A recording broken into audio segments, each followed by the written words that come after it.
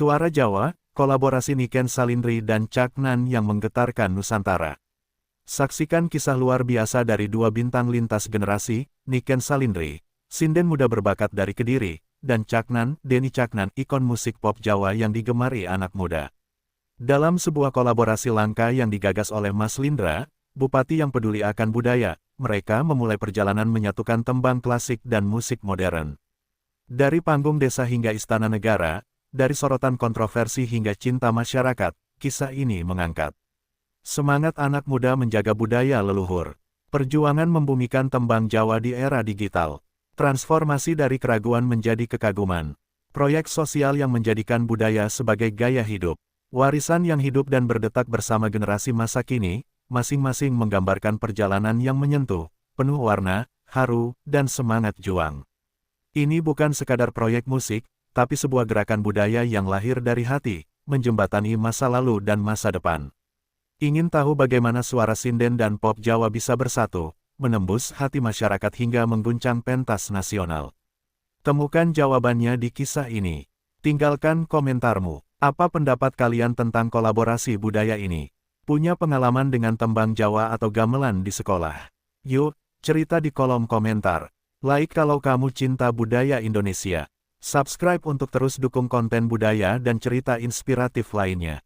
Share ke teman-temanmu biar makin banyak yang cinta warisan leluhur. Budaya bukan untuk dikenang, tapi untuk dihidupkan kembali. Di sudut desa kecil di Kabupaten Kediri, suara sinden muda terdengar lembut namun penuh kekuatan, mengalun dari pendopo kayu tua yang telah berdiri sejak zaman kolonial. Suara itu milik Niken Salindri, gadis berusia 17 tahun yang telah meniti jalan kesenian sejak kecil. Dibesarkan dalam keluarga dalang dan pesinden, Niken mewarisi darah seni dari ibunya yang telah wafat 2 tahun lalu. Meski masih muda, suara Niken memiliki cengkok yang matang, teknik vokal yang memukau, dan yang terpenting, jiwa yang menyatu dengan setiap bait tembang Jawa yang ia lantunkan.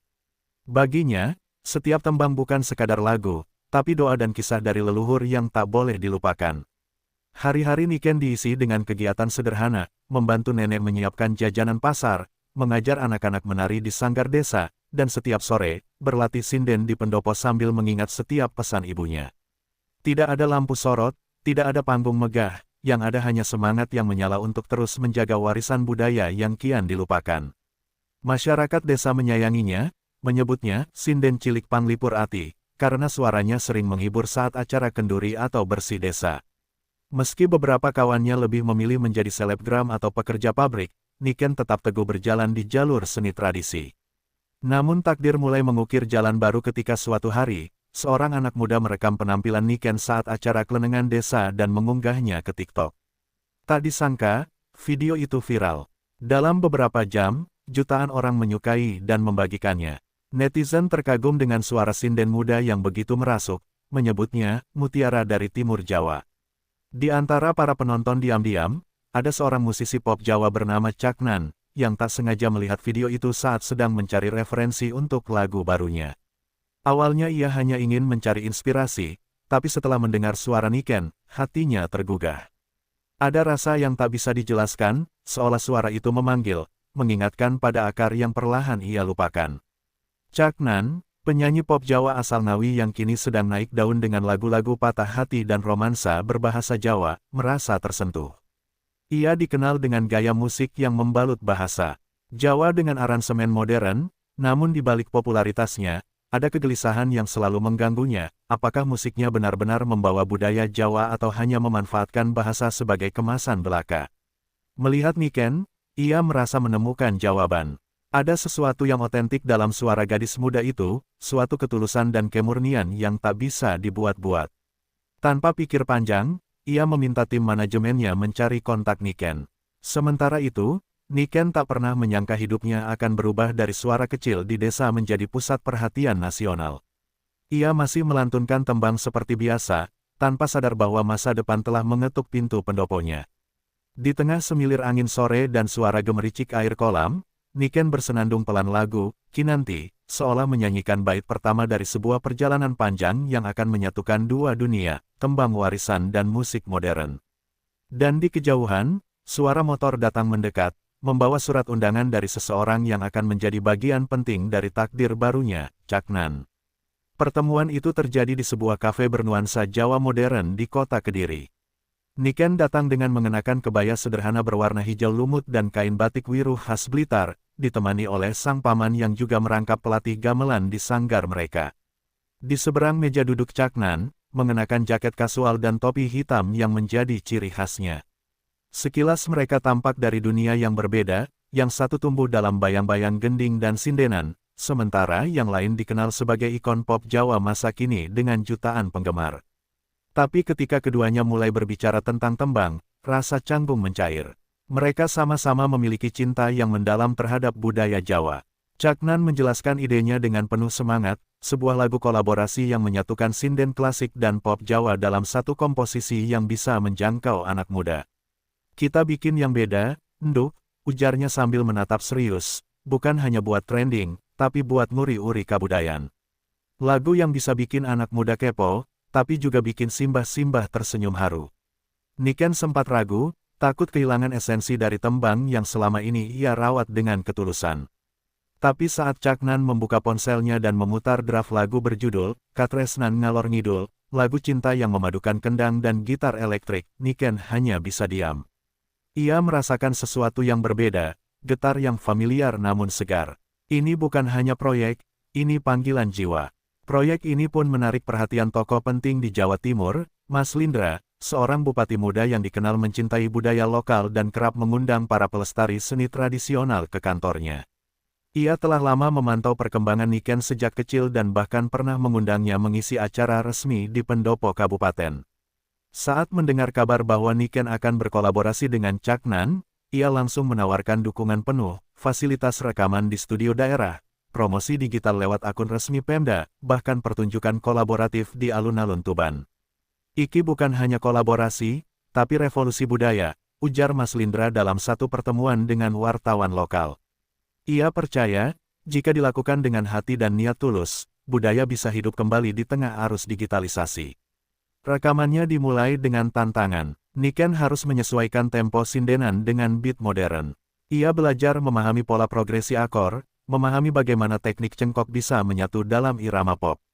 Caknan di sisi lain juga harus belajar membatasi improvisasinya agar tidak menenggelamkan kekuatan sinden. Beberapa kali mereka berdebat, tertawa, dan bahkan saling diam saat merasa frustasi. Namun di balik semuanya, benih saling menghormati mulai tumbuh. Niken kagum dengan konsistensi Caknan, sementara Caknan terpesona dengan keteguhan Niken menjaga pakem, dan dari situ, benih kepercayaan perlahan mekar di antara dua dunia yang tadinya berjauhan. Pada hari terakhir rekaman, mereka memutar hasil akhir lagu kolaborasi itu bersama tim produksi dan beberapa tokoh budaya. Di ruang sederhana yang penuh ornamen Jawa, suara sinden Niken bersahutan dengan vokal khas Caknan, mengalun lembut namun penuh daya. Tidak ada yang bersorak, hanya diam. Tapi dari diam itu, bulu kuduk berdiri. Lagu itu bukan hanya indah, tapi dalam. Ia bercerita tentang cinta, tentang kehilangan, dan tentang harapan yang tidak pernah mati. Saat lampu studio dimatikan, hanya satu kalimat yang terucap dari mulut Mas Lindra, lirih namun penuh makna, iki ora mung lagu. Iki wayahe Jawa tangi maneh. Alun-alun Tuban berubah menjadi lautan manusia.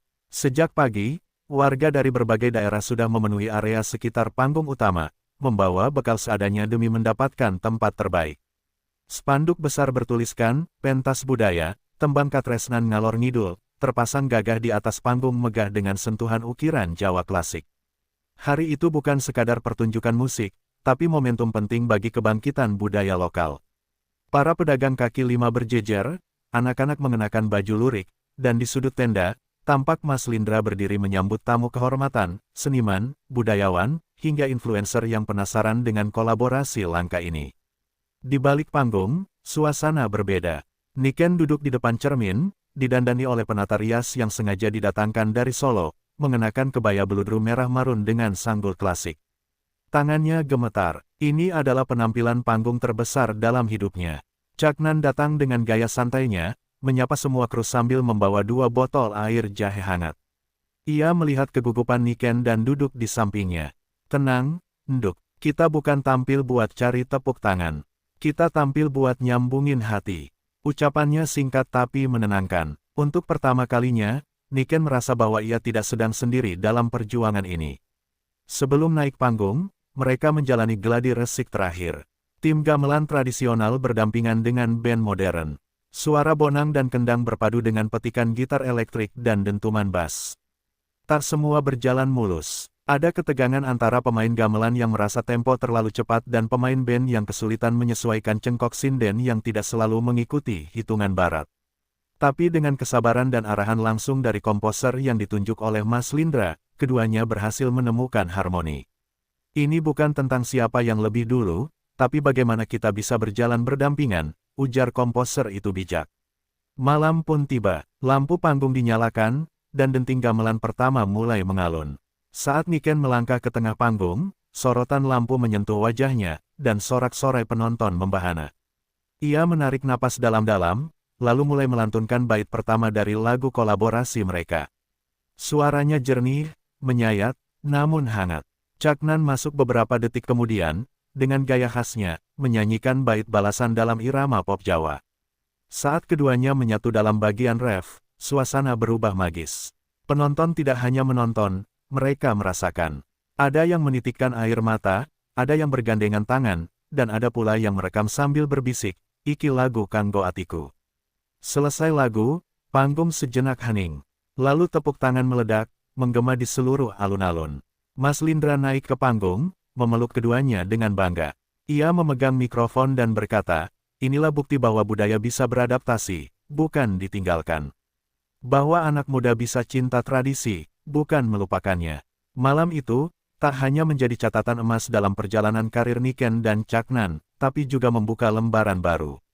Bagaimana musik bisa menjadi jembatan antar generasi, antar zaman, dan antar ego.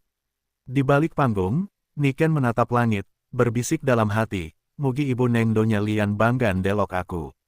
Tak butuh waktu lama setelah pertunjukan di alun-alun Tuban, video penampilan Niken dan Caknan menyebar luas di media sosial. Ribuan komentar membanjiri unggahan dari berbagai akun, mulai dari apresiasi mendalam hingga kritik tajam. Di satu sisi, banyak anak muda yang menyatakan rasa terharu dan baru kali ini menyukai sinden karena kemasan yang segar. Namun di sisi lain, sebagian budayawan senior menyayangkan penggabungan pop dengan pakem sinden klasik yang mereka anggap melunturkan kesakralan. Sinden bukan untuk hiburan pasar, tulis seorang akademisi budaya dalam artikel opini. Ia adalah bentuk pengabdian spiritual dalam budaya Jawa.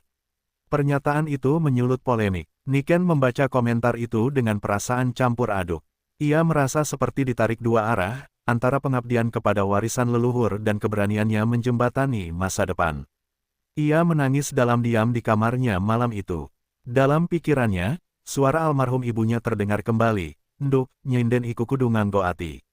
Opo wae jenismu, nek atimu jujur, suara bakal nyentuh." Tapi kini ia ragu, apakah suara hatinya telah menyimpang? Apakah ia sudah terlalu jauh dari jalur yang diajarkan gurunya? Pesan-pesan di WhatsApp dari sang pelatih sinden pun mulai berubah nada, dari semangat menjadi pertanyaan. Di tengah badai kritik, Caknan tetap tenang. Ia sudah terbiasa menghadapi suara-suara sumbang selama karirnya. Ia pun mendatangi Niken ke sanggar kecil di Blitar, tempat Niken biasa berlatih. Ia tidak membawa banyak kata-kata, hanya sebuah speaker kecil dan rekaman ulang penampilan mereka. "Dengar ini," katanya sambil duduk di lantai. "Tutup matamu, lupakan dunia luar, rasakan lagu ini bukan dari telinga, tapi dari dada." Niken memejamkan mata, dan untuk pertama kali setelah lama, ia membiarkan dirinya tenggelam dalam suara dan rasa. Ketika lagu selesai, matanya basah, tapi bibirnya tersenyum. Ia mulai memahami bahwa kritik adalah bagian dari perjalanan, bukan alasan untuk berhenti. Sementara itu, Mas Lindra tidak tinggal diam. Ia mengundang para tokoh budaya, seniman tradisional, akademisi, dan anak-anak muda ke sebuah forum budaya terbuka di pendopo kabupaten. Tujuannya jelas, menjembatani perbedaan sudut pandang dan mempertemukan generasi. Di forum itu, Mas Lindra menyampaikan bahwa budaya adalah sesuatu yang dinamis, tidak bisa dikekang dalam bingkai statis. "Kita bukan menghancurkan, tapi merangkul," tegasnya. Kalau generasi muda tidak diberi ruang untuk menafsirkan budaya sesuai zamannya, maka budaya akan menjadi fosil. Forum itu menjadi panggung dialog, bukan debat. Beberapa budayawan mulai luluh, terutama setelah melihat bagaimana Niken sendiri menjaga pakem dalam setiap langkah, bukan sekadar ikut-ikutan. Niken dan Caknan, dari kritik, mereka menemukan kekuatan baru untuk tidak hanya tampil, tapi juga belajar mendengar, memahami, dan menjelaskan. Mereka menyadari bahwa misi mereka lebih besar dari sekadar tampil di panggung, yakni menjadi jembatan antara masa lalu dan masa kini, antara nilai luhur dan ekspresi kontemporer. Dan justru dari benturan itu, mereka menemukan bentuk baru dari cinta terhadap budaya, cinta yang bersedia dilukai, demi tetap hidup dan menghidupkan. Setelah gelombang kritik mereda, Niken dan Caknan memutuskan untuk tidak hanya tampil sebagai duo, tetapi juga memperluas peran mereka sebagai penggerak budaya. Mereka mulai merancang proyek edukatif bertajuk Tembang Larendeso, sebuah tur ke sekolah-sekolah dan pesantren di Jawa Timur. Dengan dukungan penuh dari Mas Lindra, proyek ini menjadi ruang perjumpaan lintas generasi, para siswa. Diperkenalkan pada gamelan, cengkok sinden, serta dinamika musik pop kontemporer yang dibalut nilai-nilai Jawa. Di satu titik, anak-anak yang awalnya tak tahu apa itu, pelok, dan slendro, mulai menyanyikan lagu campur sari dengan semangat baru. Proyek itu tidak hanya berisi pertunjukan, tetapi juga diskusi, lokakarya, dan rekaman suara anak-anak menyanyikan tembang dolanan. Niken tampil sebagai mentor yang sabar, menjelaskan filosofi setiap bait lagu kepada para remaja. Ia mengajak mereka memahami bahwa setiap tembang punya cerita, nilai, dan doa tersirat. Caknan, dengan gaya khasnya, menjembatani suasana dengan lelucon ringan dan petikan gitar. Ia mencontohkan bagaimana lagu, Kartonyono Medot Janji, terinspirasi dari kisah cinta rakyat biasa, dan bagaimana rasa itu sama kuatnya dengan Dandang Gula, yang dilantunkan oleh sinden-sinden terdahulu. Para siswa mulai melihat musik Jawa bukan sebagai warisan beku, tapi napas yang bisa menyatu dengan hidup mereka. Di balik layar, tim produksi bekerja keras. Lagu-lagu baru hasil kolaborasi mereka direkam ulang dengan nuansa akustik dan gamelan, lalu diunggah di platform digital lengkap dengan terjemahan dan penjelasan makna. Proyek ini menarik perhatian musisi lain dan memicu gerakan yang lebih besar. Bahkan, label rekaman indie dari Yogyakarta dan Bandung mulai melirik proyek mereka sebagai model baru industri musik tradisi. Ini bukan sekadar kolaborasi dua nama besar, tapi gerakan kultural, tulis sebuah media budaya nasional. Tak disangka, dari desa kecil dan panggung sederhana, gema perjuangan mereka menembus batas ruang dan kelas. Suatu sore, ketika mereka sedang berlatih di pendopo kabupaten, seorang kakek datang membawa selembar kertas lusuh berisi tembang karya leluhurnya. Dengan suara gemetar, ia meminta agar tembang itu dinyanyikan kembali. Niken menerima kertas itu dengan penuh hormat dan mencium tangannya.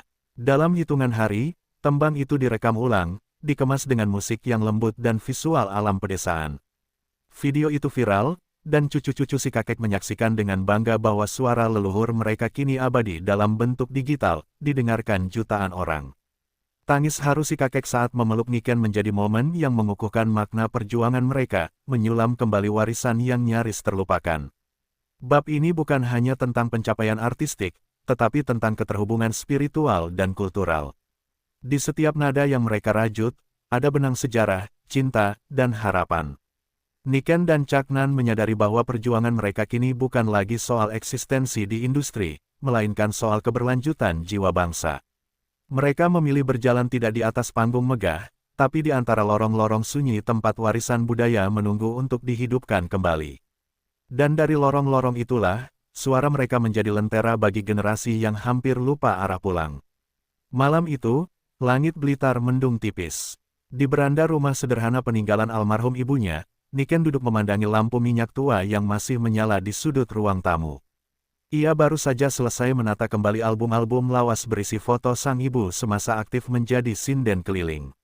Di sela lembaran usang, ia menemukan sepotong kertas berisi lirik tembang dengan tulisan tangan ibunya yang sudah mulai pudar, bertajuk Pangapuraning Ibu.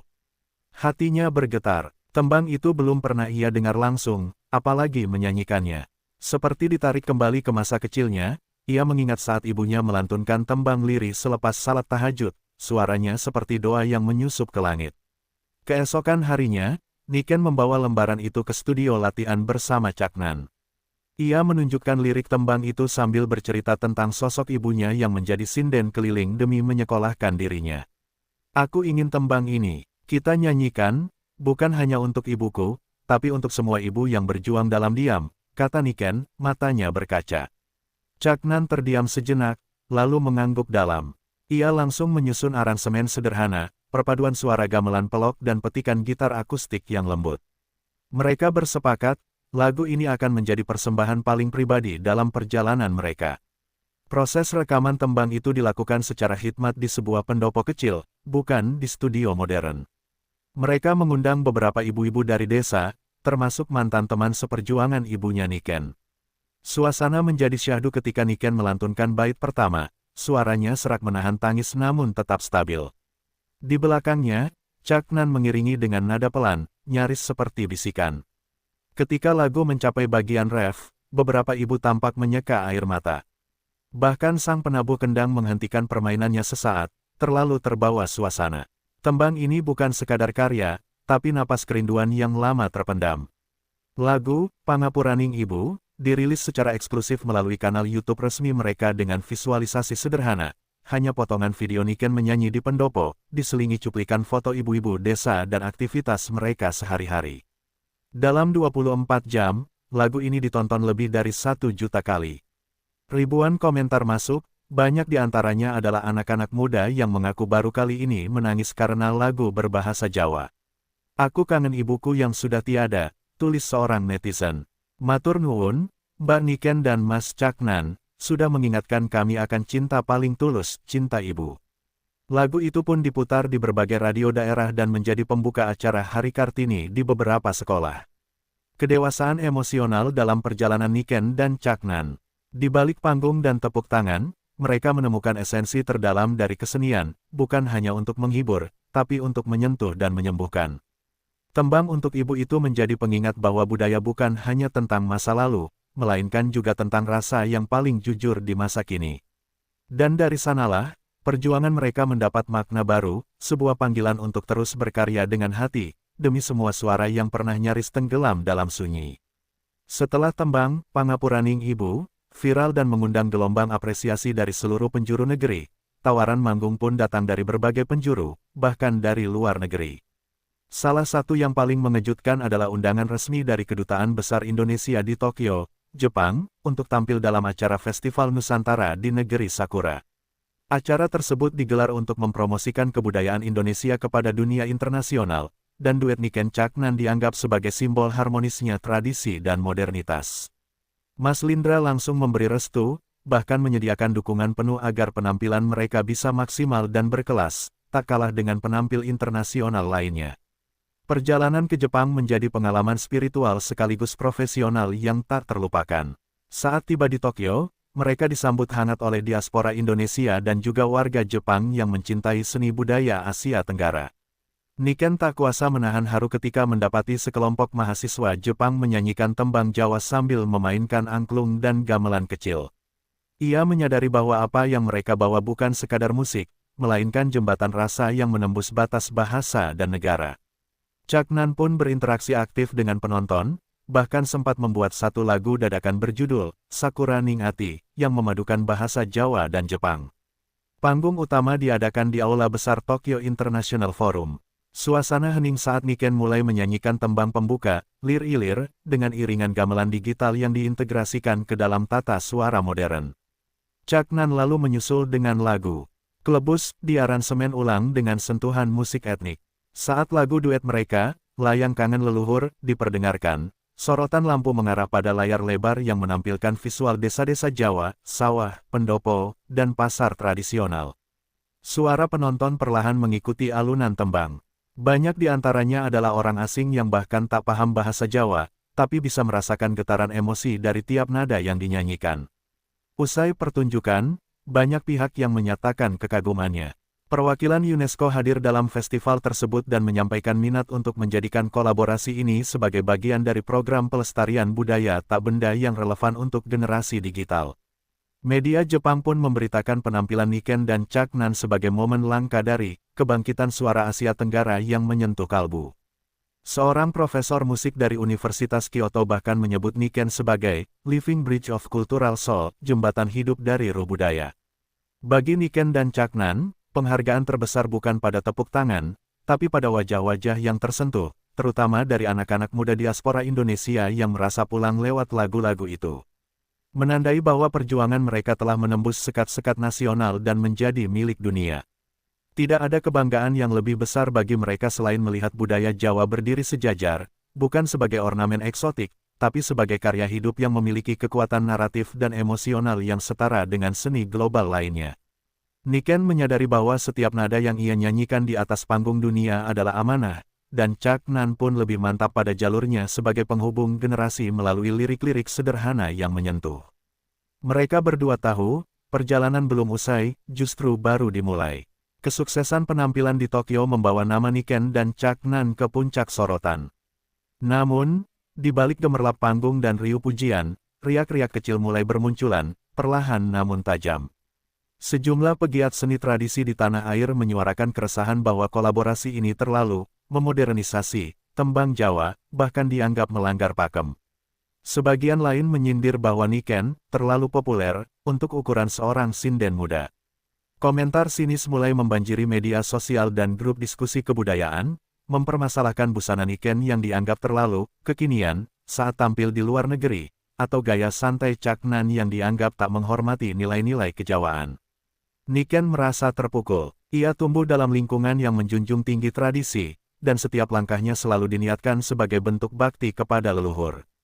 Ia tak menyangka bahwa justru para pelestari budaya sendiri yang menyudutkannya. Caknan, yang lebih terbiasa dengan kerasnya opini publik, mencoba menenangkan Niken. Yen awakmu tulus, ben ra usah getun. Wong urip ora iso nyenengke kabeh, katanya dalam bahasa Jawa halus. Namun, tekanan itu bukan hanya dari luar. Di balik panggung latihan, pernah terjadi perdebatan panas antara tim produksi yang mulai berbeda pandangan soal arah artistik mereka.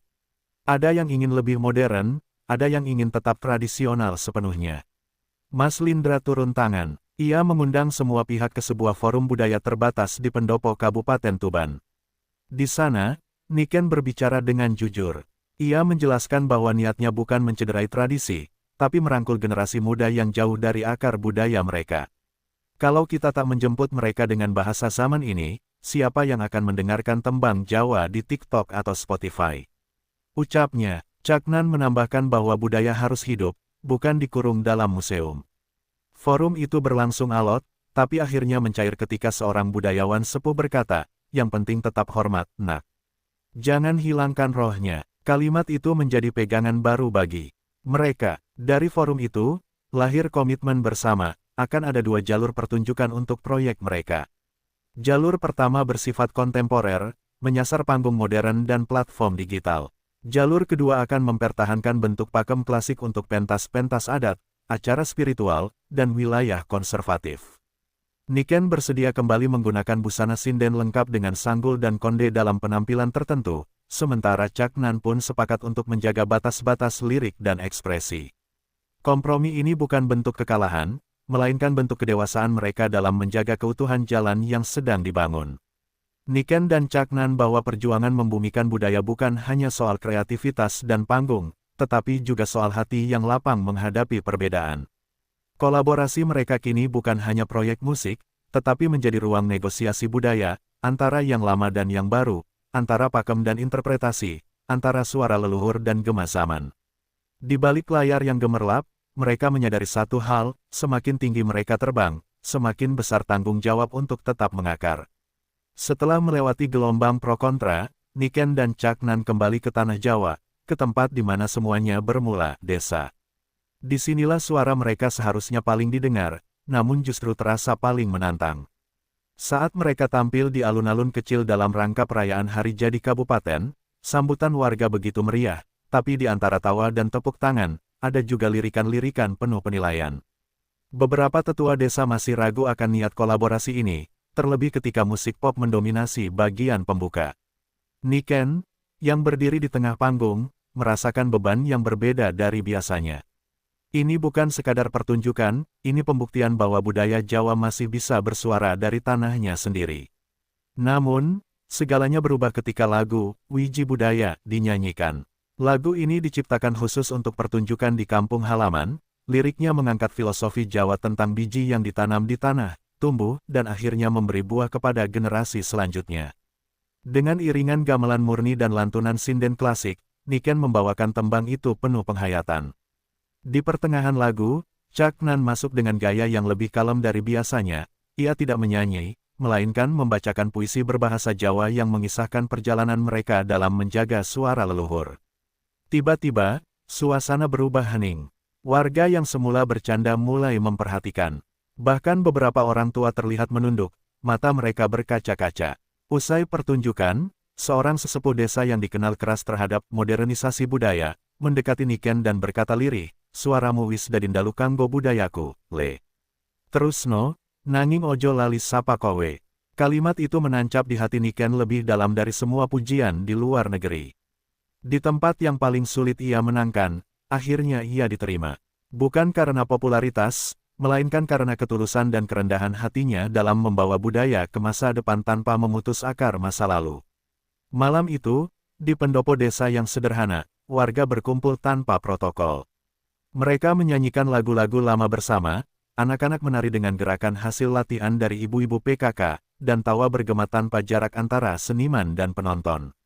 Di tengah kehangatan itu, Mas Lindra menggelar diskusi kecil dengan para tokoh desa. Ia ingin agar seni tradisi tak hanya hidup di acara besar, tapi juga kembali ke rumah-rumah. Dari obrolan itu lahirlah gagasan untuk membangun sekolah budaya rakyat di setiap kecamatan, dengan Niken sebagai duta budaya muda dan Caknan sebagai mentor musik kontemporer. Sekolah ini akan mengajarkan tembang, karawitan, dan sastra Jawa kepada generasi muda secara gratis. Tak hanya itu, pementasan budaya juga akan rutin digelar di balai desa agar masyarakat terbiasa menonton dan berpartisipasi. Gerakan ini menjadi pondasi agar budaya tak hanya jadi tontonan, tapi juga menjadi bagian dari keseharian. Suara dari tanah sendiri, yang semula menolak, kini justru menjadi kekuatan terbesar yang mendorong mereka melangkah lebih jauh. Bagi Niken dan Caknan, tidak ada panggung yang lebih agung daripada diterima oleh tanah kelahiran sendiri. Disinilah mereka belajar bahwa budaya tak harus selalu disanjung, cukup dipahami dan dicintai. Dan saat cinta itu tumbuh kembali di desa-desa, maka suara Jawa tak akan pernah benar-benar hilang, karena ia telah berakar di hati yang paling dalam. Beberapa bulan setelah gerakan Sekolah Budaya Rakyat dimulai, perubahan nyata mulai terasa. Anak-anak desa yang dulu lebih akrab dengan gawai dan permainan daring, kini terlihat membawa kertas lirik tembang dolanan dan belajar menabuh kenong dengan penuh semangat. Di sudut balai desa, para ibu kembali mengenakan kebaya dan mengajarkan tarian Jawa kepada remaja-remaja putri. Inisiatif ini bukan sekadar proyek jangka pendek, melainkan gerakan yang hidup dan tumbuh menjadi bukti bahwa warisan budaya tak hanya bisa diwariskan, tapi juga dibangkitkan kembali melalui cinta, kerja keras, dan pendekatan yang tepat sasaran. Niken dan Caknan semakin sibuk, bukan hanya tampil, tetapi mengunjungi desa-desa, memantau proses belajar mengajar, dan berdialog langsung dengan warga. Mereka tak lagi hanya dikenal sebagai artis panggung, tapi sebagai ikon budaya hidup yang menjembatani zaman.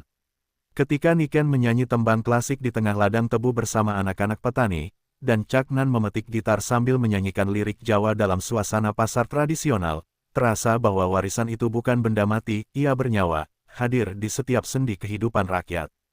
Kamera televisi nasional dan kanal YouTube mulai meliput mereka, namun keduanya tetap rendah hati, tak silau pada sorotan.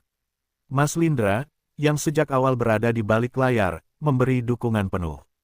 Ia menggandeng Dinas Pendidikan dan Kebudayaan Jawa Timur agar gerakan ini terintegrasi ke dalam kurikulum lokal. Di berbagai sekolah, jam pelajaran muatan lokal kini diisi dengan tembang Jawa dan pelatihan karawitan. Bahkan, lomba antar kecamatan yang semula didominasi oleh band pelajar, kini juga menyertakan kompetisi sinden cilik dan penulisan geguritan.